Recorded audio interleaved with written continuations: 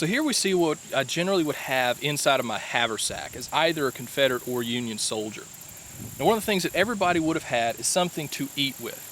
So here we see a tin plate that you generally never wash. The idea of actually having dish soap and cleaning your dishes doesn't really exist.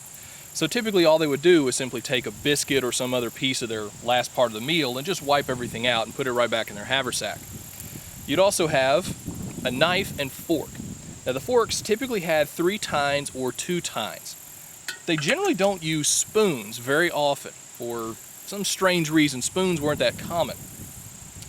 You'd also have inside of these little poke bags, these little cotton cloth sacks, you might have a beeswax candle.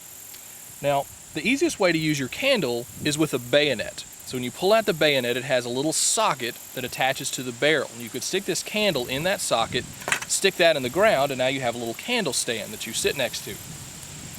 You also would have some extra bits of cloth for your uniform, because you're going to have to be able to repair everything. You cannot simply turn it in to get a new one all the time. So to repair it, you have what's called a housewife. Now this was the little miniature sewing kit that you had that would have some bits of cloth, some extra buttons inside of here. You also have some needles and thread. And every guy has at least one of these to be able to sew on new buttons, to stitch up bits of their fabric, things like that. You also have, for your personal hygiene, you might have a toothbrush. Now this one is a wooden brush that is a hog's bristle brush, meaning these bristles are the hairs that are on the back of a hog. So the actual toothpaste you have was called toothpaste because it actually was really a paste. If you've ever brushed your teeth with baking soda, it's pretty much like that you actually have put a little bit of salt in there with water, and it forms a physical paste that is going to be brushing the enamel off your teeth. So people didn't brush their teeth all that often. You also might have a straight razor. For if you were somebody who liked to shave, you would have this, and some shaving soap that you would again use the same cup that you use for drinking and eating for your shaving. You also might have, if you could in fact read and write, you might have letters from your family.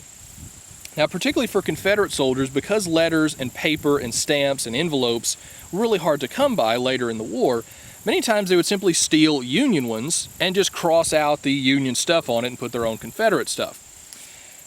Now that's if you could read and write. For soldiers who could not, they typically would have somebody near them that could read and write, so they'd often be a designated letter writer for everybody else. In the Confederate Army, there's a good some 30% of the guys who cannot read or write at all. You also might have some money. If you were in the Confederate Army, you might have some Confederate money, or maybe not. Most of the Confederate money would be worthless fairly soon anyway. And you also might have, inside of a little case, something like this. This might be a picture of your family that would be a tintype. So we've kind of talked about this a little bit before, that Civil War photography got to the point that by the 1860s, nearly everyone could have their picture made. And they usually were in what is called a carte de visite, which was like a little postcard piece of paper that you'd have your picture on. But you could also have them printed on metal, which again was called a tintype. Now these are 2 reproduction ones that I've actually made of me and my wife, and she hates that picture, but don't tell her I'm showing you.